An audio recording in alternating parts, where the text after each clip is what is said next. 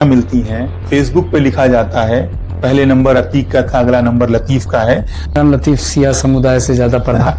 धर्म और मसलक का मामला है, वो इंसान का निजी मामला होता है। धर्मों का सभी मसलक का सम्मान करता हूँ। समाजवादी पार्टी से जुड़े हुए हैं। माता साहब पांडे जी तो मेरे गुरु जैसे हैं। एक नेता वो हैं जो वलीमा खाने में ज्यादा विश्वास रखते हैं, चाय पे चर्चा करने में ज्यादा विश्वास रखते हैं। इमरान लतीफ पीछे नहीं हटेंगे। कब तक सोशल मीडिया से आप लड़ेंगे? जमीन पर कब उतरेंगे इमरान लतीफ? गेहूं में आग लगती है तो इमरान लतीफ बुझाने के लिए खड़े होते हैं।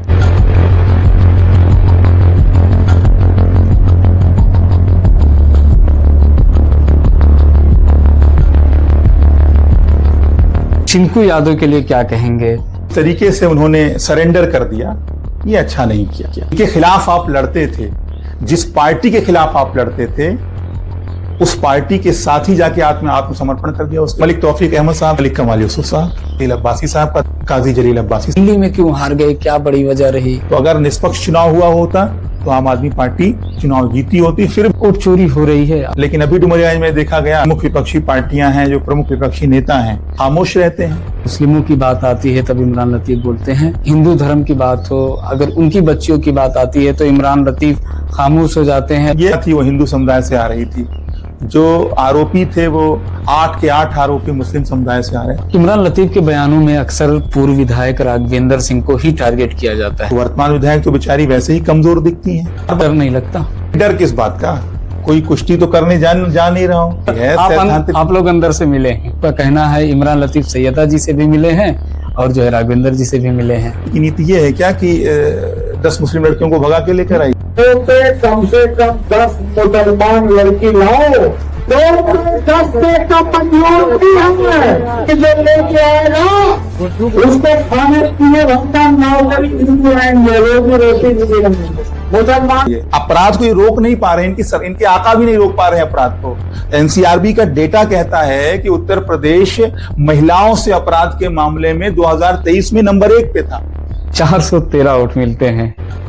वासा जो आपका पैतृक गांव है, दूर से आपको 4 वोट मिलते हैं। अंदर खाने से कुछ चल रहा था, आपके अपने घर के भी लोग जो है शायद दूसरे को वोट कराए। आज हमारे साथ एक ऐसी शख्सियत है जो किसी पहचान की मोहताज नहीं है। हमारे साथ काजी इमरान लतीफ हैं। डुमरियागंज हो या सिद्धार्थनगर या उत्तर प्रदेश का कोई बड़ा मुद्दा हो, ये उस पर डटकर बोलते हैं और उस पर लड़ते हैं।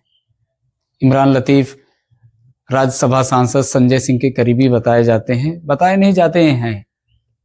हम इमरान से बात करेंगे कि इमरान एक अच्छे पद पे थे, इंजीनियर थे, फिर राजनीति में क्यों आए? इमरान भाई, एक सवाल हमेशा लोगों के दिमाग में है कि इमरान जो है एक साइंटिस्ट थे, अच्छी कंपनी में थे, लाखों रुपए सैलरी थी, फिर राजनीति क्यों? देखिए, सबसे पहले तो मैं आपके दर्शकों को सलाम करूंगा, आदाब करूंगा, नमस्कार करूंगा और धन्यवाद करूंगा आपको कि बातचीत के लिए आपने समय निकाला। देखिए, मसला दरअसल ये है कि जब हम अपनी डिग्री हासिल करते हैं इंजीनियरिंग की और उसके बाद एक देश के प्रतिष्ठित रिसर्च सेंटर में काम करते हैं, तो उसके बाद देश में अन्ना आंदोलन शुरू होता है। और अन्ना आंदोलन के दरमियान बहुत सारे लोग जो भ्रष्टाचार मिटाना चाहते थे, जो एक इस आंदोलन को मजबूती देना चाहते थे, वो लोग नौकरियां छोड़ के, बड़े बड़े काम धंधे छोड़ के इस आंदोलन में आते हैं। उसी क्रम में मैं भी आया। मैं पहले आंदोलन का हिस्सा रहा और नौकरी भी करता रहा, काम भी करता रहा, आंदोलन का हिस्सा रहा, यहाँ तक कि आम आदमी पार्टी का गठन हो गया। फिर भी मैं अपनी नौकरी के साथ साथ आम आदमी पार्टी में थोड़ा बहुत सक्रिय रहा। लेकिन जब नौकरी में बाधा आने लगी, जब काम करने में बाधा आने लगी और तमाम जो कानूनी दिक्कतें हैं वो आने लगी, तो उसके बाद फिर मुझे नौकरी को छोड़ना पड़ा और आंदोलन में आना पड़ा। और आंदोलन में आने के बाद, पार्टी में एक्टिव होने के बाद ये महसूस हुआ कि देश में अच्छी राजनीति के लिए, खासतौर से अगर हम अपने गृह जनपद की बात करें, गृह क्षेत्र की बात करें, तो पढ़े लिखे लोगों का अकाल है राजनीति में। पढ़े लिखे लोगों की जरूरत है सियासत को। जिस पोस्ट को मैंने छोड़ा, अपने जिस नौकरी को हमने छोड़ा, वो मेरी नौकरी छोड़ने के फौरन बाद किसी न किसी को सरकार ने हायर कर लिया। लेकिन यहाँ जो स्पेस बरसों से खाली है पढ़े लिखे लोगों के लिए, वो स्पेस अभी तक राजनीति में भरा नहीं जा पाया है। तो मेरा अपना मानना था, मेरे साथ के लोगों का ही मानना था कि पढ़े लिखे लोगों को राजनीति में सक्रिय होना चाहिए, तब मुद्दों पर बात होगी, तब असली मुद्दों पर बात होगी, असली मुद्दों पर काम होगा। राजनीति सही दिशा दशा में तब बढ़ेगी जब पढ़े लिखे लोग राजनीति में सक्रिय होंगे।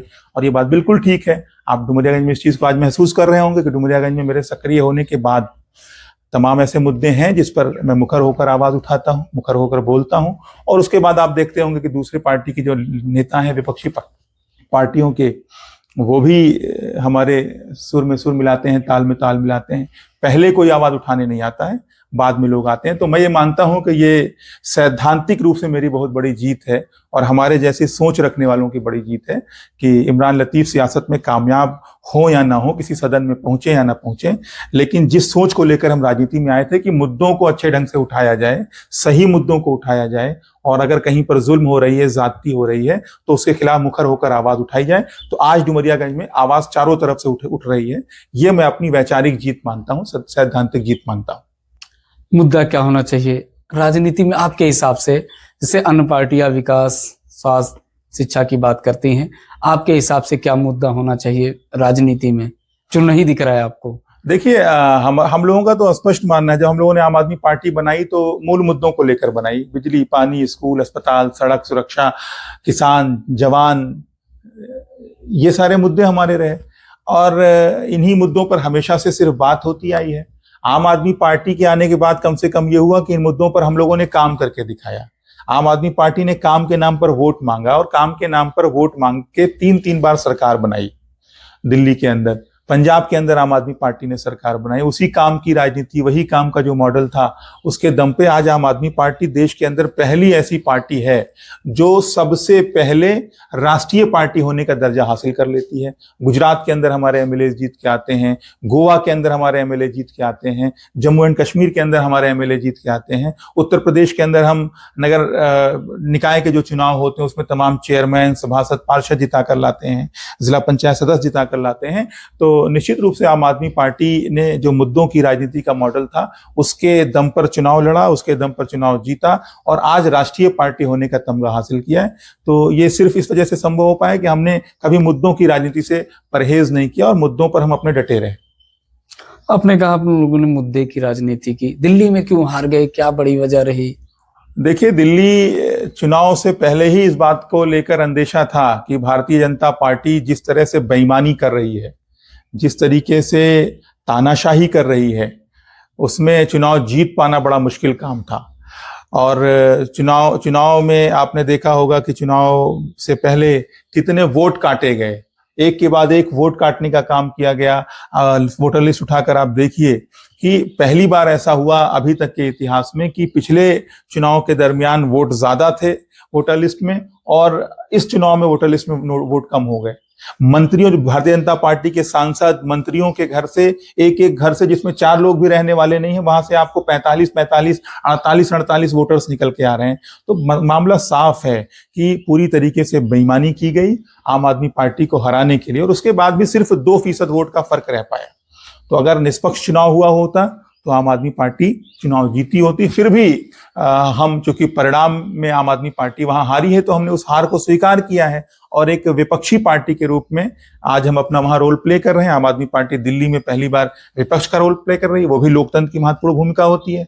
तो अगर हम विपक्षी पार्टी हैं तो एक विपक्षी पार्टी का क्या रोल होता है वो दिल्ली के अंदर हम दिखा रहे हैं। जहां हम विपक्ष, क्योंकि वहां हम विपक्ष में हैं, बाकी जगहों पे तो हमको विपक्ष का तमगा भी हासिल नहीं है। हमारे 2 एमएलए हैं, 5 एमएलए हैं, उसके दम पे हैं चीजें। अब एक चीज आई थी, राहुल गांधी जी ने मुद्दा उठाया था, वोट चोरी। वोट चोरी हो रही है, आपको क्या लग रहा है कि सरकार वोट चोरी कर रही है, भाजपा वोट चोरी कर रही है? देखिए, बिल्कुल कर रही है। अगर आप दिल्ली का ही मैंने जिक्र किया, दिल्ली के अंदर साफ साफ दिख रहा है किस तरीके से वोट चोरी की गई। आपने महाराष्ट्र के अंदर देखा चोरी, किस तरह से वोट की चोरी हुई। और अभी तो अब एक अभियान हम लोग चलाएंगे, जो कि किस तरीके से भारतीय जनता पार्टी लगातार वोट चोरी करने का काम कर रही है, एक अभियान के तहत हम लोग इस पूरे प्रदेश के अंदर, उत्तर प्रदेश के अंदर भारतीय जनता पार्टी की वोट चोरी को उजागर करेंगे। अभी देखिए कोर्ट की फटकार बिहार के अंदर लगी। अगर वोट चोरी नहीं कर रहे थे तो कोर्ट को हस्तक्षेप क्यों करना पड़ा, कोर्ट को फटकार क्यों लगानी पड़ी, कोर्ट इन्वॉल्व हुआ इस पूरे मामले में। तो लेकिन फिर भी भारतीय जनता पार्टी के इशारे पर जो केंद्रीय चुनाव आयोग है वो कहीं ना कहीं पार्शियलिटी करने का काम कर रहा है, विपक्षी पार्टियों को कमजोर करने के लिए, और जबरिया तरीके से भारतीय जनता पार्टी को जिताने की कोशिश की जा रही है वोट चोरी के जरिए। ये किसी भी रूप में एक स्वस्थ लोकतंत्र के लिए अच्छी बात नहीं है। बिहार चुनाव हो रहा है, बिहार चुनाव की अगर बात की जाए तो लगातार जो है भारतीय जनता पार्टी के जो बड़े नेता हैं, एक तो केसारी लाल यादव केसरिया को जो है नचनिया बोला गया, दूसरा ओसामा जो शहाबुद्दीन के बेटे हैं उनको अपराधी कह के बुलाया जा रहा है, जबकि लोगों का कहना है कि ओसामा के ऊपर एक भी मुकदमे दर्ज नहीं है। इस राजनीति को किस नजरिए से देखते हैं आप? देखिए, इससे साफ पता चल रहा है कि भारतीय जनता पार्टी को अपने काम पर भरोसा नहीं है। केंद्र के अंदर भाजपा की सरकार इतने दिनों से चल रही है, राज्य के अंदर भारतीय जनता पार्टी ने हाईजैक करके सरकार चलाई है, और दोनों ही सरकारों के काम पर भाजपा को भरोसा नहीं है। इस वजह से इस तरह की फिजूल की बातें की जा रही हैं। अगर ओसामा को इस बुनियाद पे अपराधी कहा जा रहा है कि उनके पिता के ऊपर मुकदमे थे, तो अनंत सिंह भारतीय जनता पार्टी के गठबंधन के प्रत्याशी हैं, उनको ऊपर दुनिया भर के मुकदमे, और अभी क्या गुल खिलाया उन्होंने चुनाव के दरमियान, ये भी आप देख रहे हैं। ऐसे तमाम आपराधिक छवि के लोग जो है वो भारतीय जनता पार्टी में भी हैं और चुनाव लड़ रहे हैं। तो मुद्दा ये नहीं है, मुद्दा ये है कि भारतीय जनता पार्टी अपने काम के नाम पर वोट नहीं मांग पा रही है। इस वजह से वो इस तरह के फिजूल मुद्दों को लेकर आ रही है, फिजूल की बयानबाजी कर रही है और जनता को गुमराह करके वोट लेना चाहती है, जो बिहार में इस वक्त संभव नहीं लग रहा है। ये भी चर्चाएं हैं कि जिस तरीके से एकनाथ शिंदे का हाल हुआ है, भारतीय जनता पार्टी नीतीश को भी उसी तरीके से खत्म करना चाहती है। देखिए, भारतीय जनता पार्टी का तो ये तरीका रहा है, वो एक के बाद एक पार्टियों को खत्म करते हैं, विधायकों को खरीदते हैं, सांसदों को खरीदते हैं, ईडी का दबाव बनाते हैं, सीबीआई का दबाव बनाते हैं, पुलिस का दबाव बनाते हैं। तो येन केन प्रकारेण उनकी कोशिश ये होती है कि चुनाव जीता जाए, चुनाव ना जीत पाइए तो फिर सरकार को तोड़ा जाए, हाईजैक किया जाए, पार्टियां तोड़ी जाए। ये कुल मिलाकर लोकतंत्र के लिए अच्छी बात नहीं है, लोकतंत्र को कमजोर करने वाली हरकत भारतीय जनता पार्टी की है। लेकिन जनता सब कुछ देख रही है, जनता लगातार देख रही है, और एक दिन ऐसा आएगा जब भारतीय जनता पार्टी के पाप का घड़ा भरेगा और जनता उसको मुंहतोड़ जवाब देगी। स्थानीय मुद्दों की बात की जाए, इमरान लतीफ शेरो शायरी खूब करते हैं और अपने ही अंदाज में जो है स्थानीय राजनीति को जवाब दे देते हैं। डुमरियागंज की अगर बात की जाए तो डुमरियागंज के जो माहौल है पूरी तरीके से खराब है। डुमरियागंज के माहौल को लेकर क्या कहेंगे आप? देखिए, डुमरियागंज में वही बात है जो अभी बिहार के परिप्रेक्ष्य में मैंने कही कि डुमरियागंज में पूर्व विधायक राघवेंद्र प्रताप सिंह जी लगातार जो है यहाँ का माहौल खराब करना चाहते हैं। उस माहौल के जरिए ये अपनी राजनीति करना चाहते हैं। वो नफरत कर रहे हैं, वो लोगों को बांटने की कोशिश कर रहे हैं, हिंदू और मुसलमान के बीच में खाई पैदा करने की कोशिश कर रहे हैं अपने बयानों के जरिए, अपने कामों के जरिए। और ऐसे में हम लोगों की जिम्मेदारी बनती है एक विपक्षी पार्टी के नेता होने के नाते, और अगर हमने ये जिम्मेदारी ओढ़ी है तो हमारा ये फर्ज बनता है कि उनकी नफरत की भाषा का जवाब दिया जाए, और हम बड़े मोहब्बत भरे ढंग से उनकी हर एक जो बयानबाजी होती है, जो समाज को बांटने वाली होती है, उसके खिलाफ मैं प्रतिक्रिया देता हूं। मुझे लगता है कि ये काम सबको करना चाहिए। लेकिन अभी डुमरियागंज में देखा गया कि जो प्रमुख विपक्षी पार्टियां हैं, जो प्रमुख विपक्षी नेता हैं, और खासतौर से जो अकलियत से ताल्लुक रखने वाले लोग हैं, वो खामोश रहते हैं। अब उसके पीछे क्या वजह है, वो डरते हैं या मसलहतन खामोश रहते हैं, मुझे समझ में नहीं आता। लेकिन अगर मसलहतन खामोश रहते थे तो इमरान लतीफ के बोलने के बाद जब लगातार इस बात की चर्चा होने लगी कि बोलने से फर्क पड़ता है, तो आज उन्होंने बोलना क्यों शुरू कर दिया। तो कुल मिलाकर मुझे ये लगता है कि विपक्षी पार्टी के नेताओं को डरना नहीं चाहिए, आगे आके बात रखनी चाहिए। अगर कोई गलत बयानबाजी कर रहा है तो उसके खिलाफ उसका मुंहतोड़ जवाब देना चाहिए, हर तरीके से बयानों के जरिए भी जवाब देना चाहिए। और अगर आपको जो संवैधानिक प्रक्रिया के तहत अगर आप शिकायत कर सकते हैं, कोई कार्रवाई करने की शुरुआत करा सकते हैं तो वो भी करना चाहिए। मैं हर फ्रंट पे वो काम कर रहा हूँ। अभी धनकरपुर में जो बयान दिया गया राघवेंद्र प्रताप सिंह जी के द्वारा, उस बयान की जितनी तीखी आलोचना हो सकती है, जितना प्रहार किया जा सकता है, जितना जवाब दिया जा सकता है, मैंने दिया। अपने शीर्ष नेता तक से इस मामले को उठाने का मैंने गुजारिश की, उन्होंने उठाया और उसके बाद मैंने एसपी महोदय से मुलाकात करके तहरीर भी दी।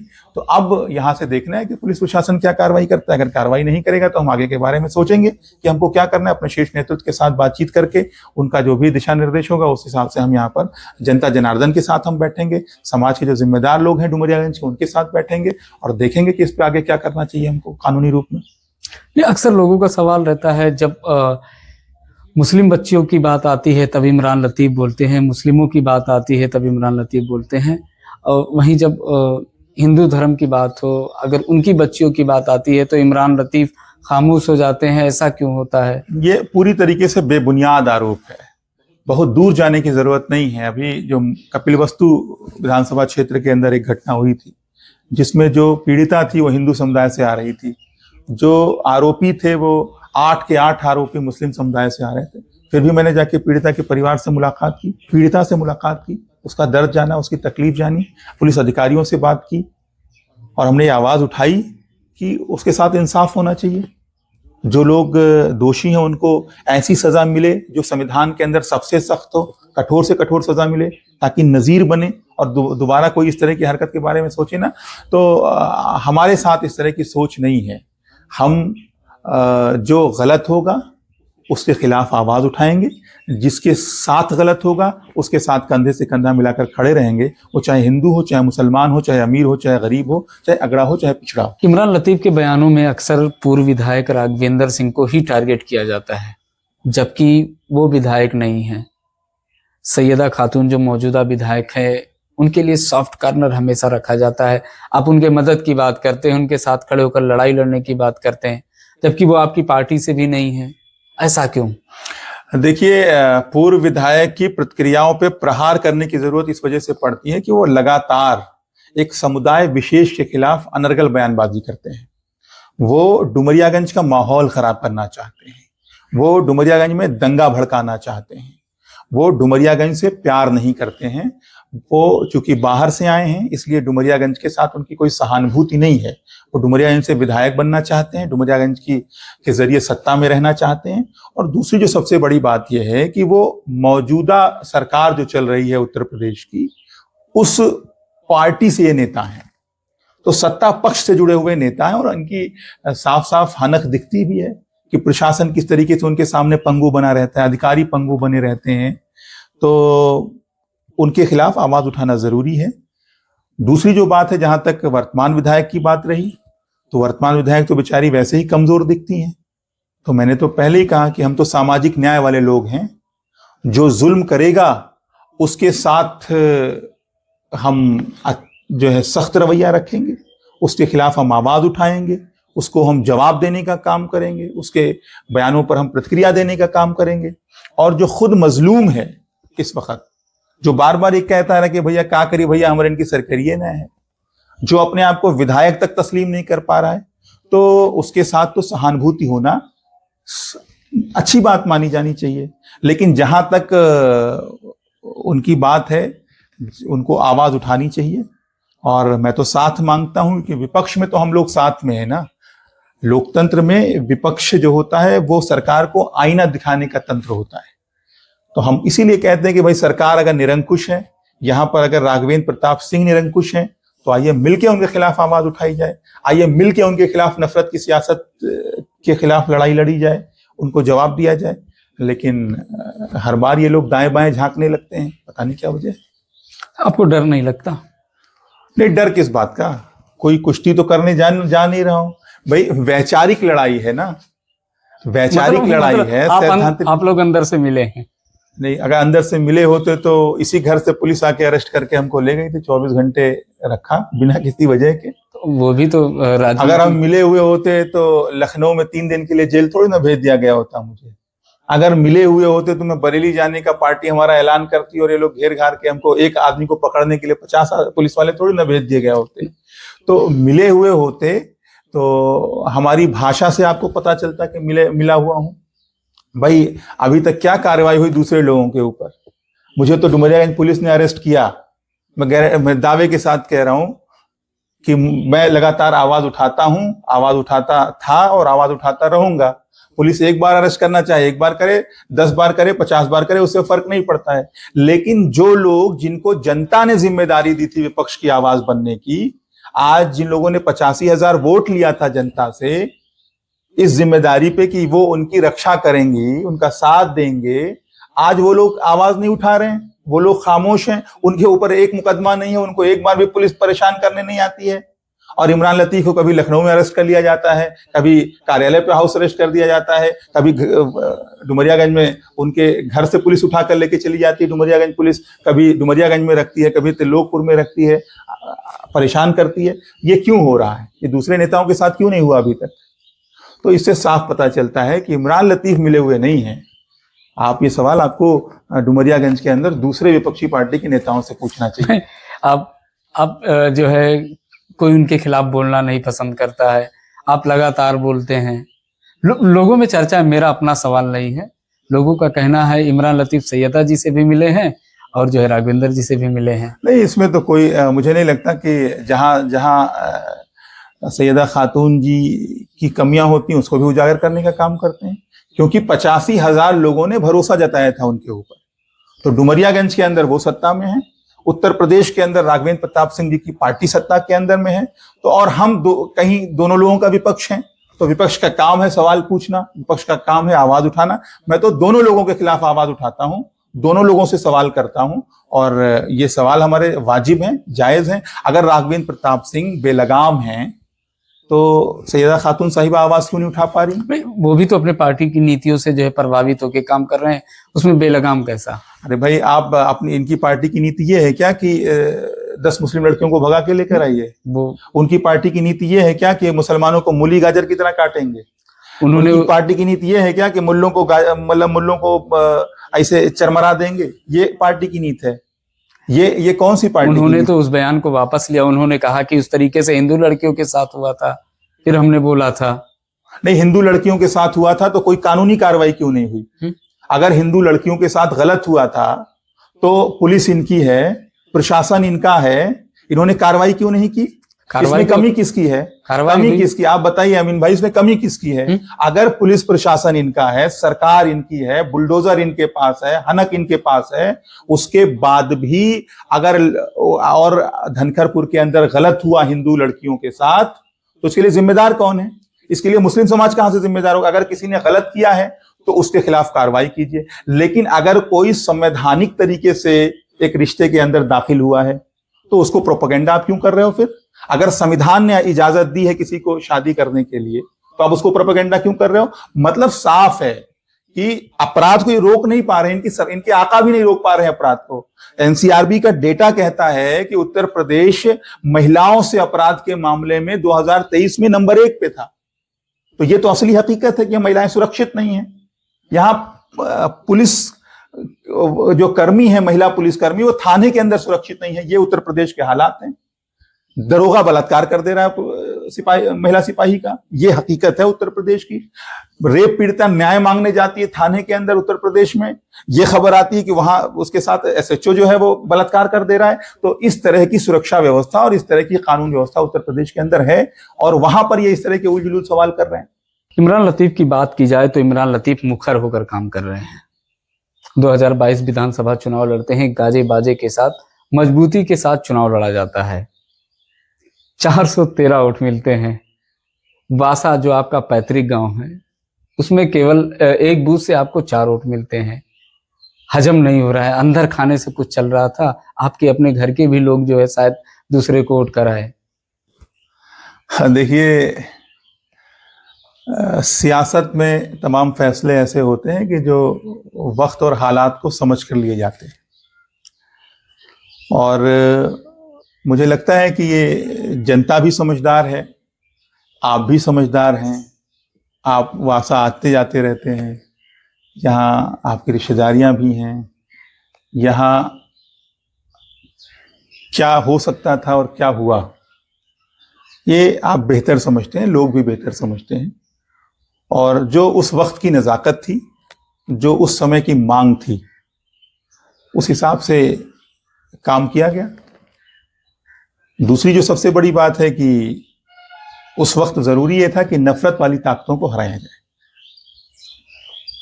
तो उसमें हम कामयाब हुए कि नफरत वाली ताकत को हमने डुमरियागंज से हराया। अब यह है कि नफरत को हराया जाए। आवाज उठाने वाले लोग को जिम्मेदारी मिले, तो अब वो लड़ाई लड़ी जा रही है। वो लड़ाई पूरी ईमानदारी से लड़ रहा हूं। अच्छा, कहीं ना कहीं ये सवाल आता है कि इमरान लतीफ ही क्यों और कोई क्यों नहीं? देखिए, अब ये बात तो जनता, मेरे ख्याल से जनता बेहतर बता पाएगी कि इमरान लतीफ क्यों। मुझे जहां तक लगता है कि राजनीति में सिर्फ एमपी एमएलए बनना, ये हमारा मकसद न कल था, ना आज है, ना आगे रहने वाला है। सब कुछ जनता के ऊपर होता है। जनता जिसे चाहेगी एमएलए बनाएगी, जिसे चाहेगी एमपी बनाएगी। मेरी जिम्मेदारी इतनी है कि डुमरियागंज के हक हुकूक की आवाज को उठाना। आज के वक्त में सबसे बड़ा संकट ये है कि डुमरियागंज के अंदर एक समुदाय विशेष, यानी खास तौर से हम बात कर लें तो जो मुस्लिम समुदाय है, उसके मनोबल को तोड़ने की कोशिश हो रही है, उसके दिल को दुखाने की कोशिश हो रही है, उसको चोट पहुंचाने की कोशिश हो रही है, उसके साथ जाती की जा रही है। बयानबाजी करके, फर्जी मुकदमे लिख के, जेल फर्जी तरीके से भेज के, सरकारी मशीनरी से परेशान करवा के, पुलिसिया उत्पीड़न करवा के, आर्थिक रूप से दोहन करा के, तो हर तरीके से जो ये समाज है, मुस्लिम समाज, उसको डुमरियागंज के अंदर परेशान किया जा रहा है। और उसके पीछे यहाँ के जो पूर्व विधायक हैं वो हैं। तो उनके खिलाफ आवाज उठाना, उनकी ज्यादतियों के खिलाफ आवाज उठाना, मजलूमों के हक में खड़ा होना, ये हमारा दीनी फरीजा भी है, ये हमारा इंसानियत का तकाजा भी है। मानवता का भी यही संदेश है कि जो कमजोर हो उसके साथ आप खड़े हो, जो जालिम हो उसके खिलाफ आप खड़े हो। तो वो काम मैं कर रहा हूं डुमरियागंज के अंदर। और मुझे लगता है कि आज की सबसे बड़ी जरूरत है कि नफरत और सांप्रदायिक राजनीति के खिलाफ मुखर होकर लड़ाई लड़ना। डर के घर में बैठने वाला समय नहीं है, दब के घर में बैठने वाला समय नहीं है। ये समय वो है कि मुकाबला, नफरत का मुकाबला पूरी दमदारी के साथ, पूरी मोहब्बत के साथ किया जाए, जो मैं कर रहा हूं। मैं तो पूरी गारंटी के साथ कह रहा हूं कि एक कोई बयान मेरा लेके आ जाओ जिससे समाज का कोई तबका नाराज हो जाए या समाज के किसी तबके को ठेस पहुंच जाए। मैं तो सबका सम्मान करता हूं, सारे धर्मों का सम्मान करता हूं और सारे धर्म के महापुरुषों का सम्मान करता हूं, उनके जीवन को पढ़ता हूं, उनके जीवन से सीखने का काम करता हूं।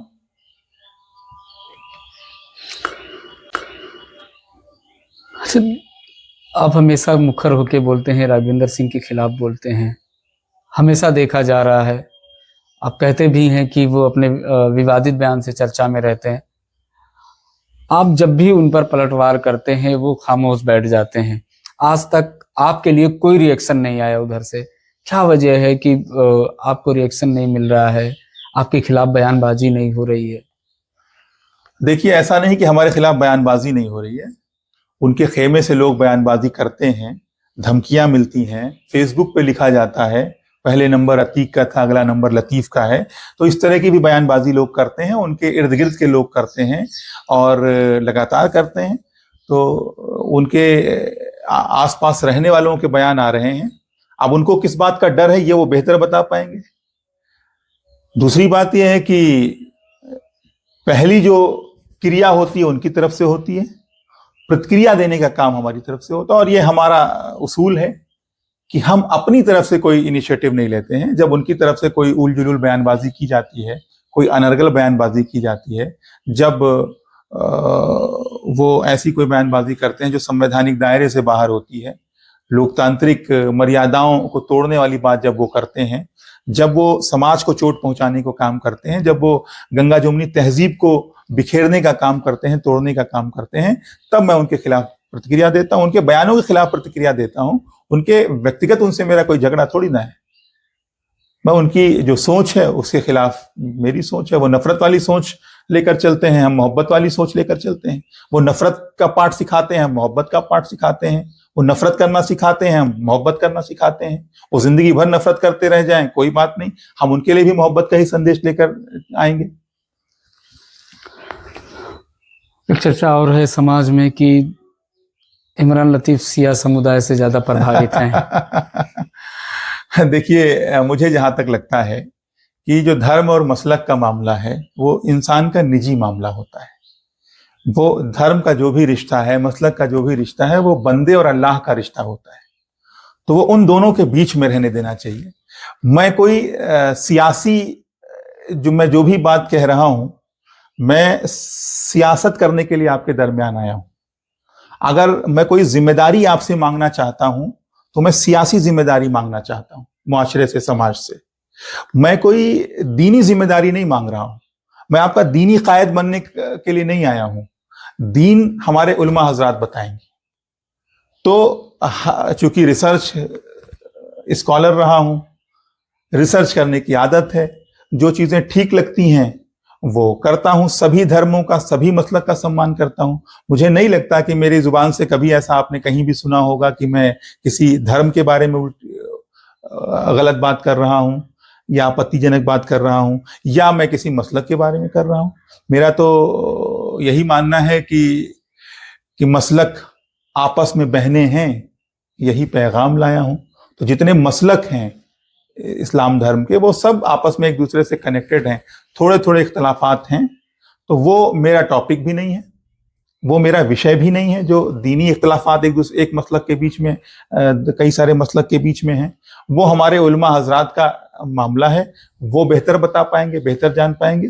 कुल मिला के मैं सभी मसलक का सम्मान करता हूँ, सभी धर्मों का सम्मान करता हूँ। और सबसे बड़ी बात यह है कि हमने सियासत में जिम्मेदारी मांगी है, दीन में कोई जिम्मेदारी नहीं मांगी है। आप चुनाव लड़ने वाले हैं, लोग कयास लगा रहे हैं कि आप अंदर खाने से समाजवादी पार्टी से जुड़े हुए हैं। आपने अभी पूर्व विधानसभा अध्यक्ष माता प्रसाद पांडे जी से भी मुलाकात की। क्षेत्र में चर्चाएं और बढ़ गई कि इमरान लतीफ समाजवादी पार्टी के नेता बन चुके हैं, जल्द ही ज्वाइनिंग करेंगे। देखिए, ऐसा बिल्कुल नहीं है, इस तरह की कोई बात नहीं है। आम आदमी पार्टी को हम लोगों ने अपने हाथ से बनाया है। आम आदमी पार्टी को हम अपनी माँ की तरह से देखते हैं, उस तरह से इज्जत करते हैं। और जो हमारे नेता हैं, माननीय राज्यसभा सांसद श्री संजय सिंह जी, वो हमारे बड़े भाई की तरह हैं।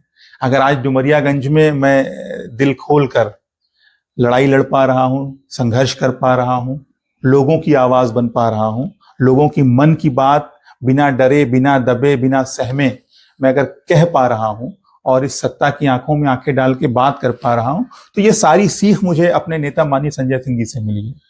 सारी ताकत उनसे मिली है। उनसे मैंने सीखा है कि कैसे हक के लिए आवाज उठाई जाती है, कैसे इंसानियत के लिए आवाज उठाई जाती है, कैसे जुल्म के खिलाफ लड़ा जाता है। तो ये कहना बहुत जल्दबाजी होगी और इसमें अभी लेश मात्र भी सच्चाई नहीं है।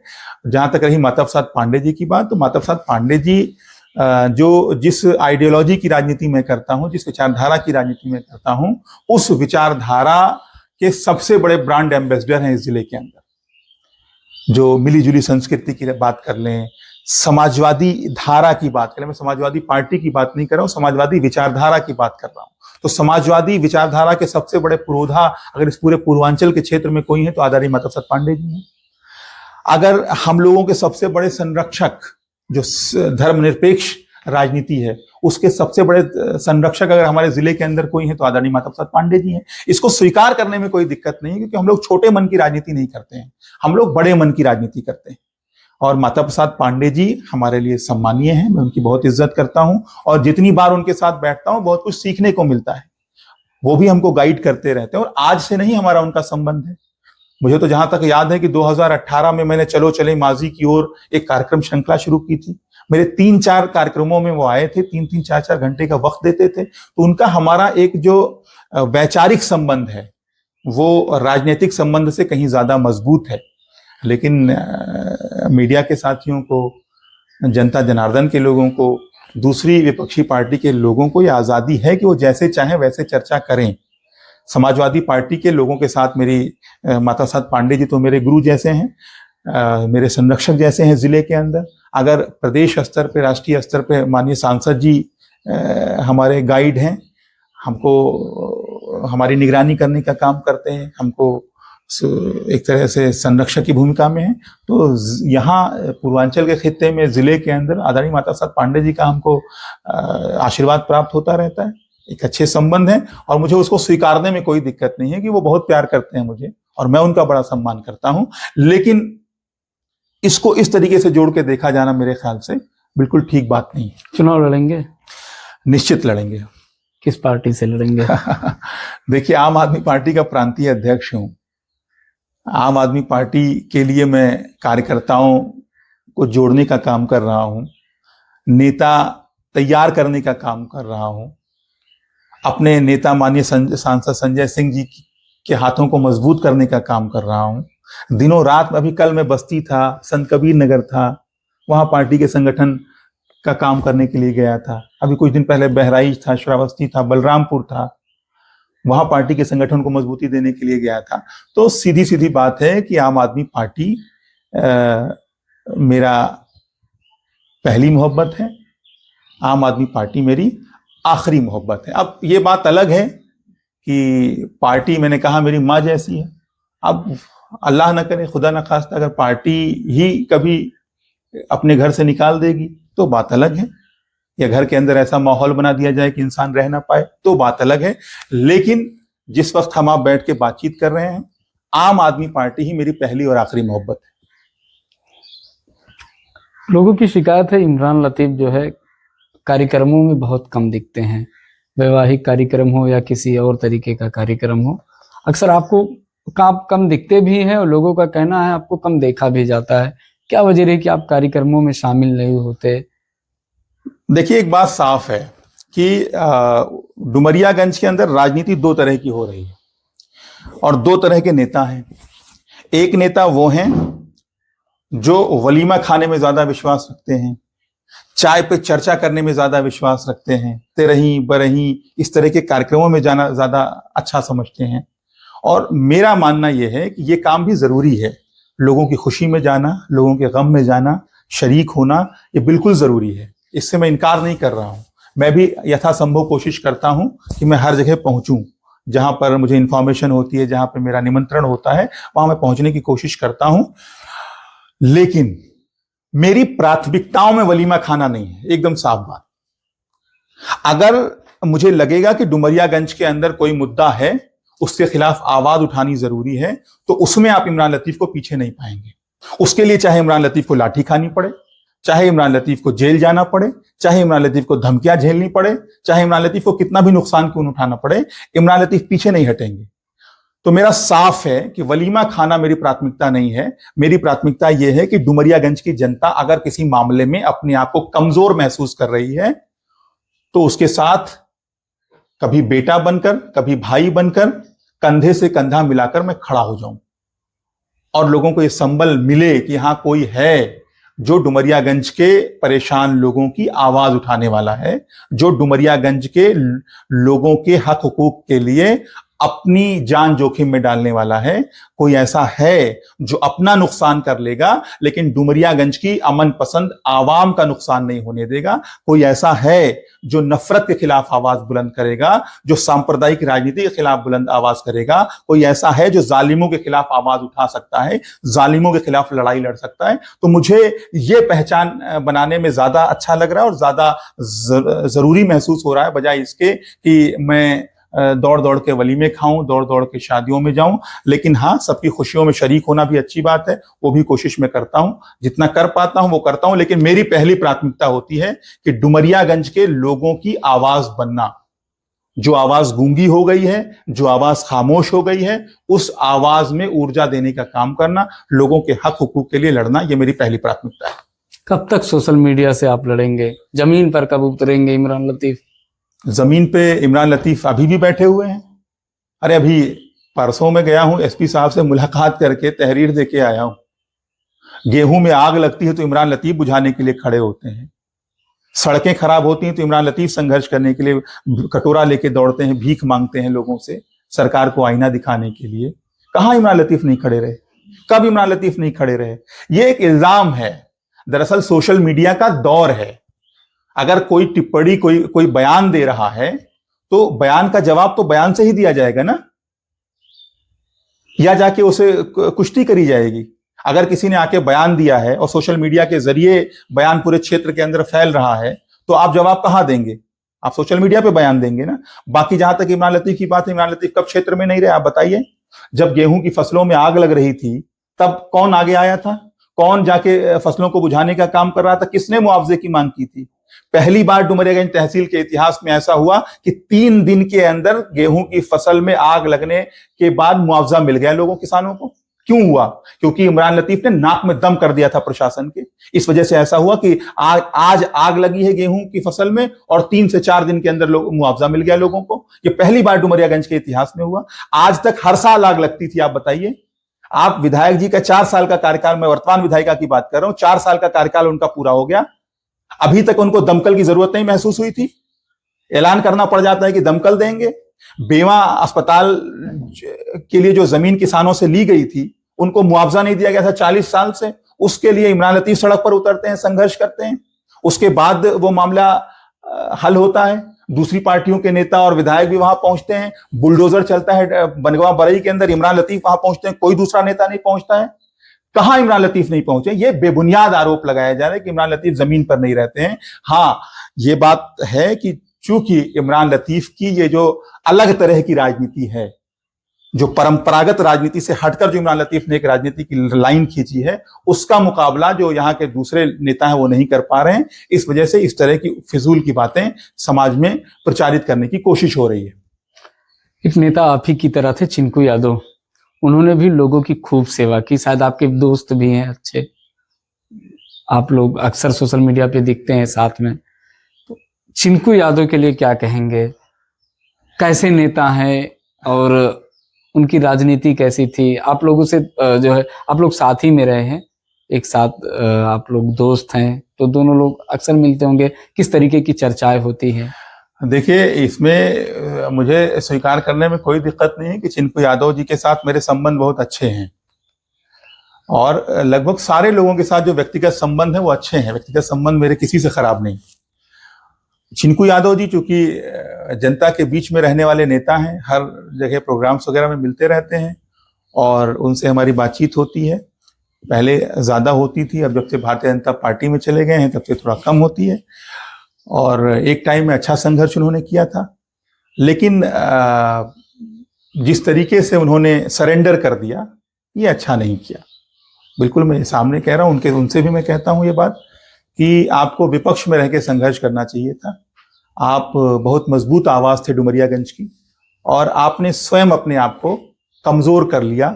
जिनके खिलाफ आप लड़ते थे, जिस पार्टी के खिलाफ आप लड़ते थे, उस पार्टी के साथ ही जाके आत्मसमर्पण कर दिया उसके सामने। तो ये इस निर्णय से मैं उनके न खुश हूं न मुझे अच्छा, मैं उस निर्णय को अच्छा मानता हूं। एक दोस्त की हैसियत से क्या सलाह देंगे आप? क्योंकि चर्चाएं तेज हैं कि चिंकू यादव इस बार मैदान में हैं, तो कहीं ना कहीं अगर आप चुनाव लड़ रहे हैं तो आपके लिए भी टफ होगा। नहीं, देखिए, चुनाव तो ये जनता के ऊपर होगा कि किसको जनता जिताती है, किसको वोट देती है, किसको हराती है, तो जनता के हाथ में है।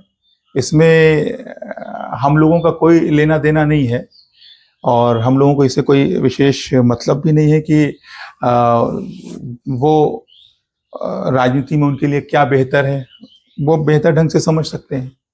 मैंने तो जनता का एक ओपिनियन बताया कि जनता के बीच में जब हम जाते हैं तो चिंकू यादव जी के बारे में जो चर्चा होती है, उसमें जो जनता कल तक उनको पसंद करती थी, जो लोग उनको चाहते थे, जब मैं चुनाव लड़ रहा था तो मैंने देखा था कि उनके साथ लोगों की सहानुभूति थी। मैं जनता जनार्दन के बीच में जाता था तो लोग कहते थे कि चिंकू यादव संघर्ष करने वाले नेता थे। लेकिन आज वही जनता उनके इस निर्णय से खुश नहीं है जो उन्होंने लिया लोकसभा चुनाव के दरमियान। उनको लड़ना चाहिए विपक्ष में रह के। बहुत होता जेल जाना पड़ता, बहुत होता थोड़ा बहुत नुकसान उठाना पड़ता, तो वो तो लड़ाकू आदमी थे, ऐसा प्रतीत होता था 2022 से पहले, 2024 से पहले। तो फिर से लड़ना चाहिए था, उसमें क्या, मिलजुल के लड़ते हैं हम लोग। डुमरियागंज की राजनीति अभी का जो माहौल है, आपके हिसाब से डुमरियागंज को किस चीज की सबसे ज्यादा जरूरत है और अगर आप आते हैं तो क्या वो कमी पूरी करेंगे? देखिए, ये तो बहुत जल्दबाजी हो जाएगी कुछ भी कहना। अभी चुनाव बहुत दूर है, क्या समीकरण बनता है, किस तरह का चुनाव होता है, चुनाव हम लड़ते हैं, कैसे लड़ते हैं, जनता क्या निर्णय देती है, ये सब तो अभी बहुत बात की बात है। लेकिन मुझे लगता है कि डुमरियागंज में इस समय जो सबसे ज्यादा जरूरत है वो डुमरियागंज को नफरत करने वाले लोगों से बचाना बहुत जरूरी है। डुमरियागंज में अमन शांति बहाल रहे, इस पर काम करना बहुत जरूरी है। और इसके लिए जरूरी है कि जो डुमरियागंज जैसे अमन पसंद लोगों का इलाका रहा है, मिली जुली संस्कृति वाला इलाका रहा है, गंगा जमुनी तहजीब वाला इलाका रहा है, वो उसी तरीके से कायम रहे। इसके लिए सबको काम करने की जरूरत है। और हम लोग चूंकि पॉलिटिकल लोग हैं, हम लोगों ने खुद से सार्वजनिक जीवन की जिम्मेदारी ओढ़ी है अपने ऊपर, तो हमारी तो जिम्मेदारी और बड़ी हो जाती है कि जो समाज के अंदर खाई बनाने की कोशिश हो रही है, जो विभाजन की कोशिश हो रही है, उसके खिलाफ एक अभियान छेड़ा जाए, उसके खिलाफ मुहिम छेड़ी जाए। और सबसे ज्यादा जरूरी है डुमरियागंज को नफरत की आग में झुलसने से बचाना, दंगों की आग में झुलसने से बचाना। आजादी के 75 वर्ष बीत चुके हैं लगभग। इतने विधायक बने डुमरियागंज में, कई विधायक थे, कई सांसद गुजरे हैं। सबसे अच्छा नेता आप किसे मानते हैं? खासतौर से आप यहाँ के स्थानीय निवासी हैं। देखिए, ऐसे तुलना कर पाना बड़ा मुश्किल काम है, लेकिन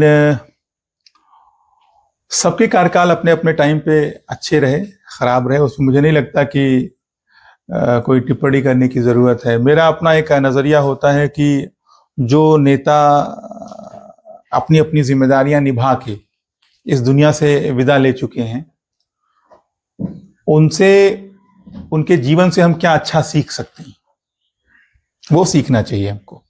जैसे अगर मलिक तौफीक अहमद साहब का जिक्र करें तो उनसे मैंने ये सीखा कि दमदारी के साथ स्टैंड कैसे लिया जाता है मामलों में, अपनी आवाज मजबूती से कैसे उठाई जाती है, एक दमदार नेता के अंदर क्या क्या खासियत होनी चाहिए। अगर वो देखना है तो आप मलिक तौफीक अहमद साहब को देख लीजिए।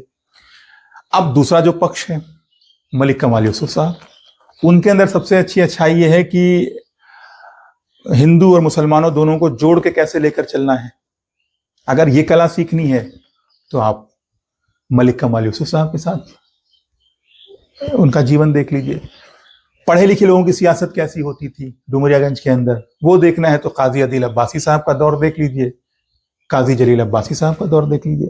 तो कुल मिलाकर जितने हमारे अभी तक नेता गुजरे हैं, जो हमारी समान विचारधारा वाली दलों से विधायक बने डुमरियागंज के अंदर, उन सबसे कुछ ना कुछ मुझे सीखने को मिलता है। और मैं वो सीखना चाहता हूं कि जो अच्छाइयां उनके जीवन से मुझे मिल सकती हैं, उसको अपने जीवन में उतारने की कोशिश करता हूं। इमरान लतीफ को कभी किसी से मोहब्बत नहीं हुई? मोहब्बत है, डुमरियागंज से बेपनाह मोहब्बत है। वो दिख रही है। किसी एक पर्सन की बात अगर की जाए तो इमरान लतीफ को किससे मोहब्बत हुई? अब इतना समझ लीजिए कि जिनसे मोहब्बत हुई वो मेरे साथ निकाह में। हम कॉलेज टाइम की बात कर रहे हैं। जिनसे मोहब्बत हुई वो मेरे साथ निकाह में है। एकदम ये 100% सच है, इसमें कहीं कोई झूठ नहीं। तो एक चीज सामने आती है कि इमरान लतीफ अपनी जो है अहलिया हैं उनसे डरते हैं। कौन नहीं डरता है? आपकी शादी नहीं हुई है, शादी हो जाएगी, यही सवाल मैं आपसे पूछूंगा। मैं बिल्कुल डरता हूं। और डरना क्या है, जब आप जहां जिससे मोहब्बत करेंगे वहां डरना भी पड़ेगा कई बार, दबना भी पड़ेगा कई बार, कंप्रोमाइज भी करना पड़ेगा कई बार। इमरान भाई, डर वो नहीं होता है मार खाना या किसी और चीज की, वो डर क्या है जो हर इंसान को अपनी पत्नी से डरना चाहिए, अपनी वाइफ से डरना चाहिए? किस चीज का डर होना चाहिए, किस तरीके का डर होना चाहिए? नहीं, डर ये मुझे नहीं लगता किस डर की बात आप कर रहे हैं। लेकिन आजकल स्त्रियां जो हैं, स्त्री प्रधान समाज बनता जा रहा है भाई। अभी डुमरियागंज के अंदर क्या हुआ आपने देखा? अरे डरेंगे नहीं तो चरपाई में बांध के जला दिए जाएंगे, डरेंगे नहीं तो ड्रम में पैक कर दिए जाएंगे। अब दौर बदल रहा है, तो महिलाओं से डरने में, अपनी पत्नियों से डरने में ही भलाई। और ये सबक मैं आपके लिए भी दे रहा हूँ कि अभी शादी नहीं हुई है, आप शादी करेंगे और वो दौर पुराना वाला चला गया।